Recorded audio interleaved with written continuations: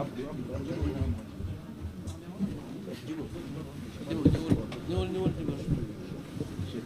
on va donner à nos collègues qui m'ont soiré.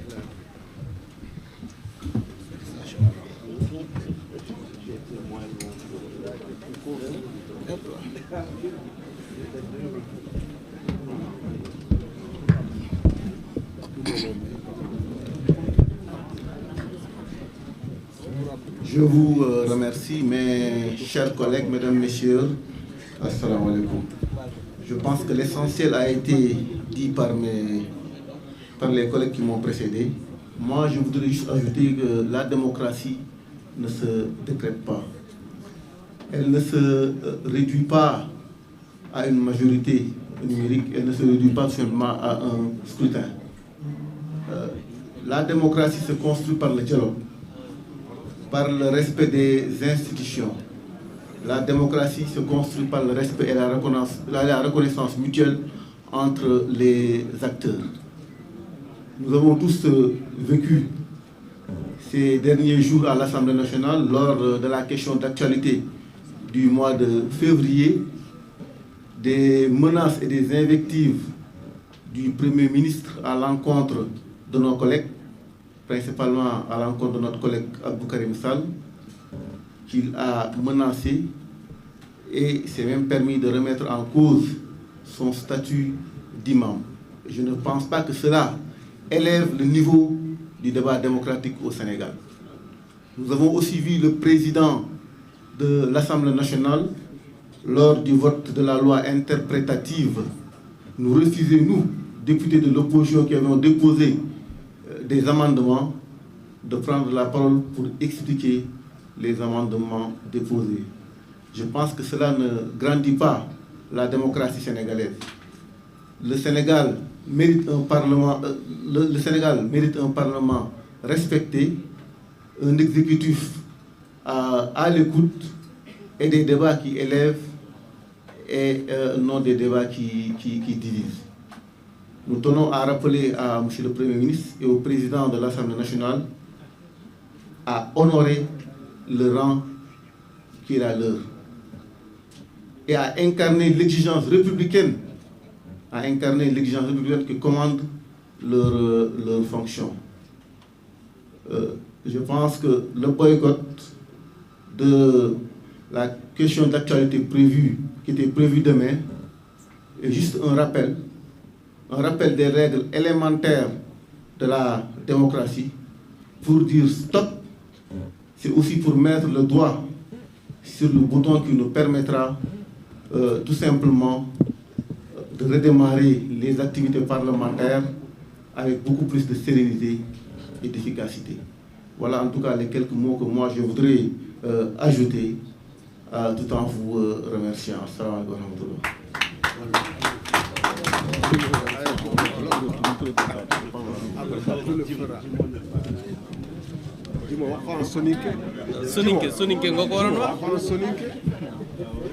Maintenant, on va prendre 4 questions.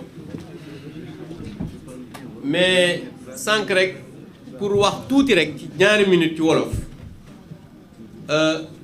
Suñu collègue Mbaye Dione wax na ko recours bi wax na ne bi ñu koy déposé 23 ñoo signé maanaam 17 rek lañ soxla woon ñu ne comme boo yemee 17 mën nañu wax peut-être signature bi baaxul ñu def 23 mais 23 yooyu signé mënoon nañu dem au-delà parce que li nekk fii mat na 30 wax naa ko sànq Cheikh Oumar Anne bu ngeen xawlee day mel ne nekku ci mais mi ngi nii toog Mame Diop ancien président assemblée nationale Amadou Mame Diop moom aussi da ngay gis turam nekku ci Jimo Soare bi doon wax léegi turam nekku ci donc pour wane ne c'est pas ñi bokk ñépp ci mbir mi ñoo signé maa ngi wax aussi dans la presse ñi ngi bind xam nga bu ñu defee liste ñu def Anta Babacar ñépp ñi ci topp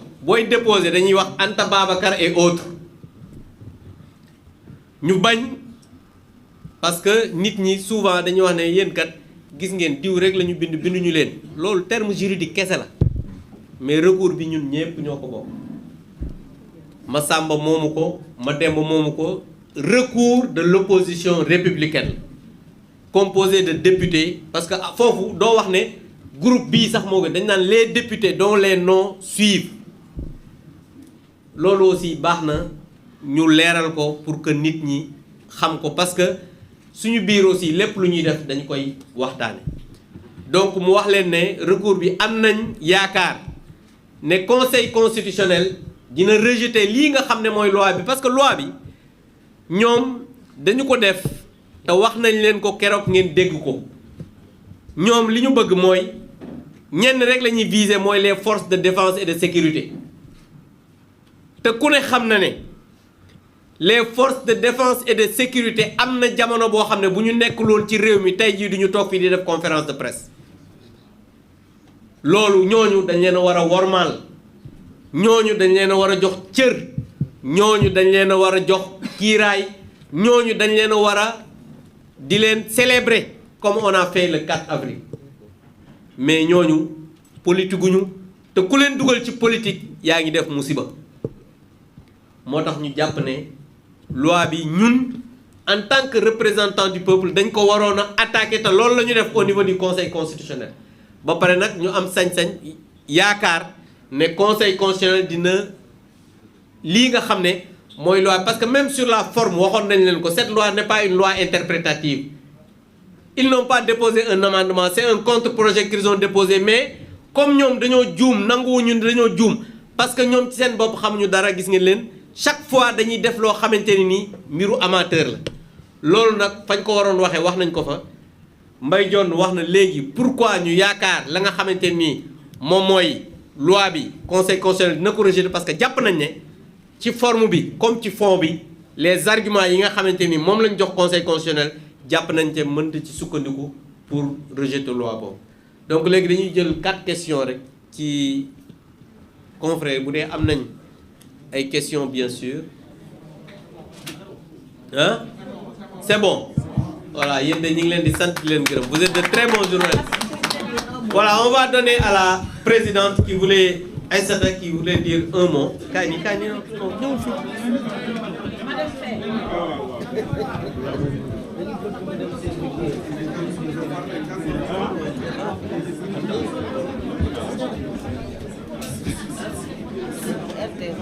Gaston ñu ngi nii Fapal.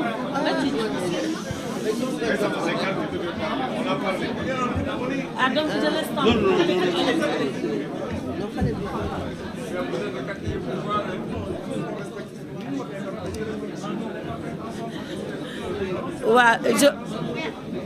Cheikh Oumar. Voilà, je vous remercie. Ce que je vais dire, c'est d'abord un mot de remerciement vis-à-vis de l'ensemble de nos collègues. Cette Assemblée nationale, elle a été installée, je crois, le 2 décembre.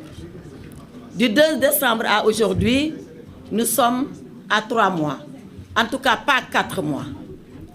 Et c'est la première fois que toute l'opposition parlementaire, ensemble, comme d'un seul homme, se met debout pour faire face à ce qui se passe. Mais alors, qu'est-ce qui nous a amenés, nous tous, à être ensemble? Ce qui nous a amenés à être ensemble, c'est le danger qui est en train de guetter le Sénégal.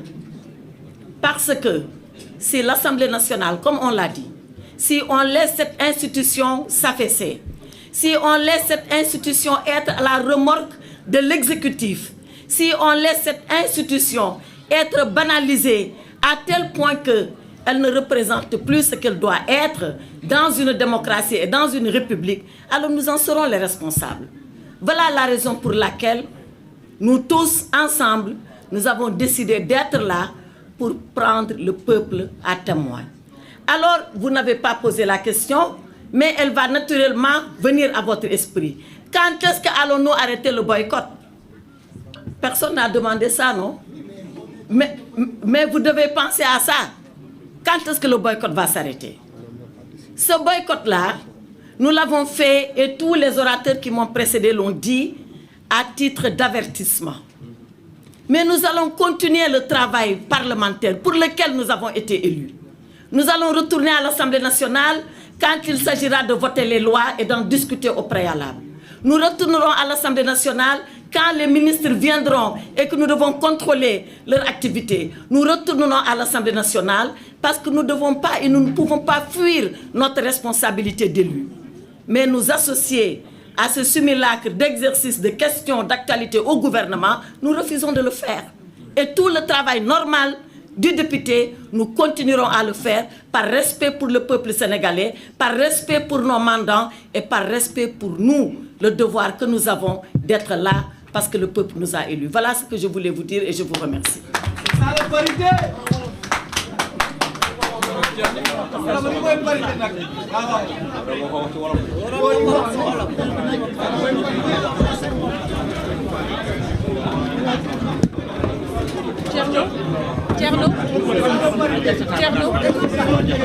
Thierno. Ah, je passe par là. Thierno.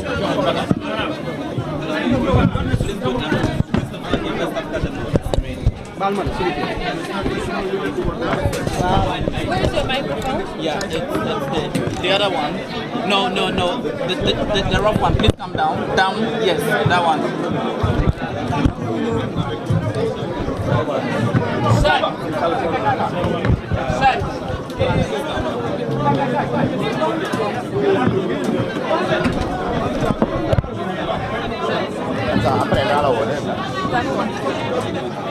Okay, you have to worry.